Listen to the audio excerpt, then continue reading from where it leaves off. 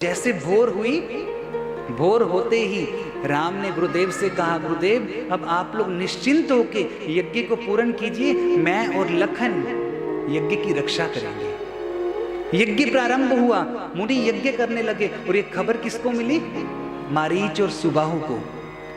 जैसे खबर मिली कि मुनि फिर यज्ञ करने लगे हैं, द्वार पर रक्षा के लिए कौन है? राम और लखन हैं। मारीच और सुबाहु आए महाराज आकाश मार्ग से और इतनी विशाल सेना को साथ में लेकर आए हैं। और जैसे ही राम ने देखा कि विशाल सेना का समूह आ रहा है, उसी समय राम ने लखन से कहा, लखन अब तैयार हो जाओ, लखन अब तैयार हो जाओ। राम ने पहला बिना फल वाला बाण निकाला और वो बाण किस पर छोड़ा? मारीच पर छोड़ा। और जैसे वो मारीच पर बाण छोड़ा है, मारीच की मृत्यु नहीं हुई, मारीच 100 योजन के समुद्र के पार जाकर गिरा। आप विचार कीजिए,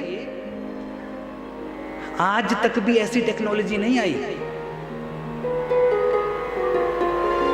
100 योजन, एक योजन में 12 किलोमीटर, 100 योजन में 1200 किलोमीटर, 100 योजन का समुद्र है। और राम कहां पर खड़े हैं? उत्तर प्रदेश में। और 100 योजन का समुद्र कहां पर है?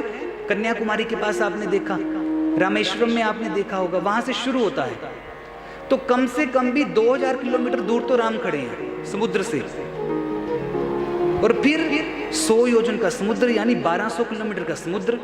माने राम ने बाण मारा मारीच को, तो मारीच लगभग 3200 किलोमीटर दूर जाके गिरा। क्या आज तक भी कोई ऐसी चीज बनी कि व्यक्ति को 3200 किलोमीटर दूर फेंक दे?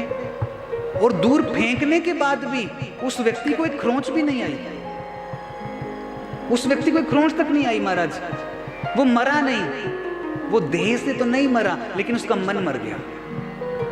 जो राक्षस प्रवृत्ति का था, जो दूसरों को त्रासना दुख दिया करता था, अब से वो भी राम नाम सुमिरन करने लगा।